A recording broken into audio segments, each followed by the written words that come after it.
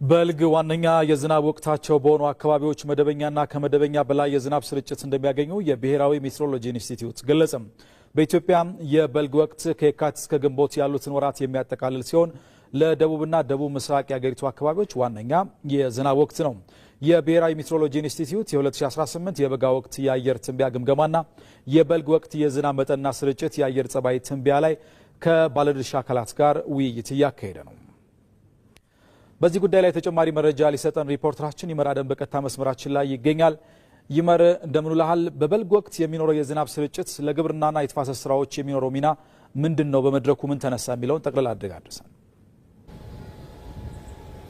አመሰግናለሁ አሸናፊ። እንግዲህ እንደ ሶማሌ ክልል በኦሮሚያ ክልል ደግሞ የቦረናና ጉጂ ዞኖች እንዲሁም ደግሞ ሲዳማ ክልል የተለያዩ አካባቢዎች ላይ በልግ ዋነኛ የዝናብ ወቅታቸው ነው። እንግዲህ ይህንን ተከትሎ አሁን ከዛሬ ጀምሮ ከገባው የካቲት ወር እስከ ግንቦት ድረስ ባሉት ወራት ማለት ነው ዝናብ ማግኘታቸው የተለያዩ የግብርና ስራዎቻቸውን ለመከወን አመች ሁኔታን የሚፈጥርላቸው ነው። በተለይ ደግሞ በመስኖም ጭምር ታግዘው የተለያዩ የግብርና ስራዎችን ለመከወን ያግዛቸዋል። በዋናነት እንደ በቆሎ ማሽን ላይ ያሉ አዝርቶችና ሰብሎችንም የሚያመርቱበት ይህ አጋጣሚ ነው። ከዛ ባሻገር ደግሞ በልግም ሁለተኛ የዝናብ ወቅታቸው የሆኑ የተለያዩ የደቡብ ምዕራብ ወይም ደግሞ የደቡብ ምስራቅ የሀገሪቱ አካባቢዎች እንዲሁም ደግሞ በአማራ ክልል የምስራቅ አማራ ቀጠና አካባቢ የደቡብ ወሎ ዞን እንዲሁም ደግሞ ምስራቅ ትግራይን ጨምሮ ሁለተኛ የዝናብ ወቅታቸው ነው በልግ። እንዲሁ ተጨማሪ ምርቶችን ወይም ደግሞ የበልግ ወቅትን የተለያዩ ሰብሎችን እንዲያመርቱ የሚያስችል ነው። ደግሞ ለተፋሰስ ስራዎችን መልካም አጋጣሚን የሚፈጥር ነው። የተለያዩ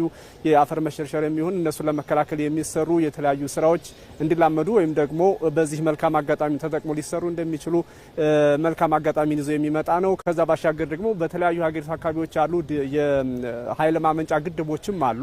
በተለይ እነዚህ በበልግ ወቅት ዝናብ የሚያገኙ አካባቢዎች አሉ የኃይል ማመንጫ ግድቦች ውሃ በበቂ ሁኔታ እንዲይዙም የሚያስችል ነው። በአርሶ አደሩ አርብቶ አደሩና ከፊል አርብቶ አደሩም እንዲሁም ለሰውም ይሁን ለእንስሳቶቻቸው በቂ የሆነ ንጹህ የመጠጥ ውሃም እንዲያገኙ የሚያስችላቸው ነው። ከዛ ባሻገር ደግሞ እንግዲህ የበልግ ወቅት ላይ ተደጋጋሚ የሆነ ደግሞ ተከታታይ የሆነ የዝናብ መዋዠቅም ሊያስከትል ስለሚችል እንዲሁ ደግሞ ደረቅ ሰሞናትም ይስተዋላሉ ብሏል። በአሉታዊ በሆነ ገጹ ማለት ነው።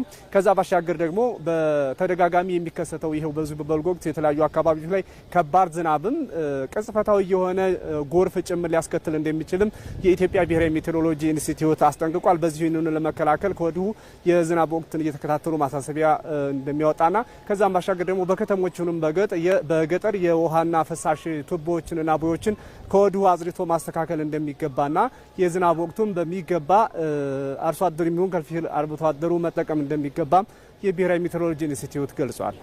ይመር ለመረጃዎቹ እናመሰግናለን። ጥሩ ቀን ይሁንልን። በኢትዮጵያ በባለፈው